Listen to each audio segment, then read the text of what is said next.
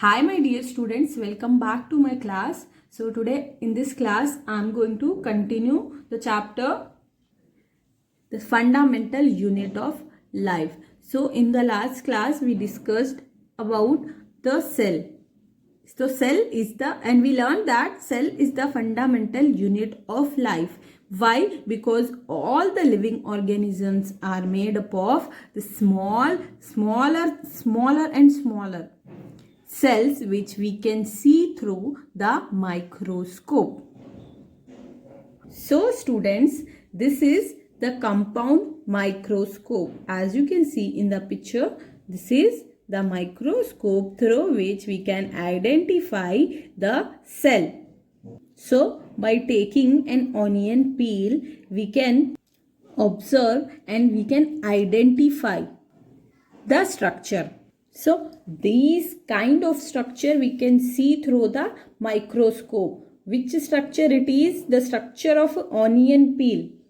So these are the cells of onion peel. As you can see here in the picture, these are like this. These are the cells which are partitioned.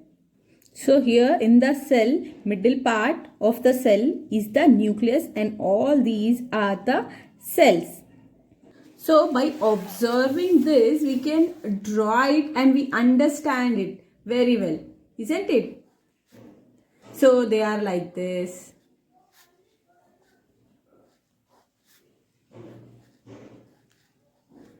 So are they looking similar? Yes, they are similar. So what are these structure? So these structure together forms an onion bulb. So by this activity we find that all the onions are made up of these similar structure, but they are different in size. So size will be different, but all the onions are made up of these kind of structure which are cells. So these are the small structure and we say that as cells, and they are the basic building unit of the onion bulb. Not only the onion, all the organisms which we see or around us are made up of these cells, the small cells. So that is why we all know that we studied that cell is the fundamental and basic unit of life, because all the living organisms are made up of the cells, like we can say it as millions of trillions of cells. But there are some organisms which have single cells which are known as unicellular organisms, and the example of single cell organisms are Chlamydomonas and Paramecium and bacteria. And these organisms are known as unicellular organisms as they contain only one cell, as they are made up of single cell. And also, sorry, I forgot to say you, amoeba. Amoeba is also a single celled organism. So the organisms which are made up of only one cell are known as unicellular organisms. Unicellular. And there are some other organisms which are like many organisms which are made up of so many cells. So many cells, like cells together forms a body of an organisms. So multicellular organisms, more cells. The organisms which contain two or more cells are known as multicellular organisms.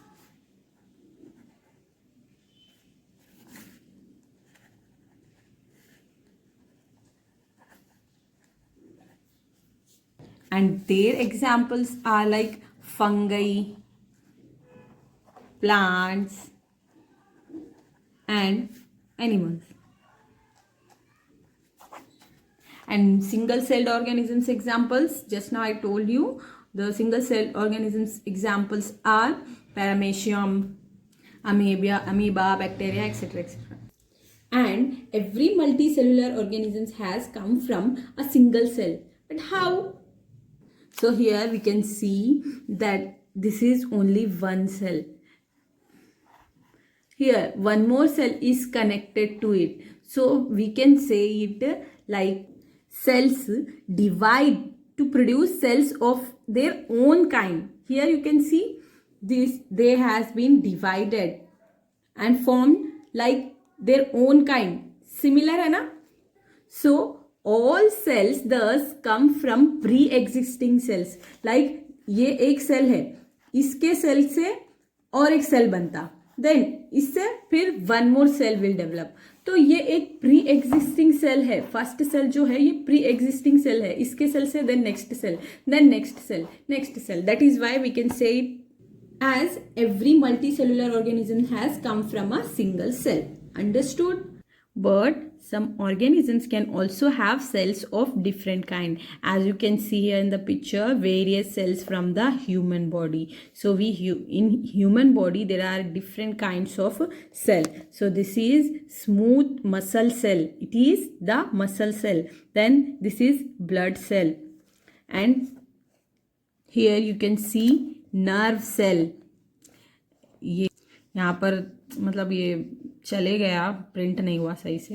Here you can see fat cell, this is bone cell and sperm, then ovum. So these are the various cells from the human body, means different cells.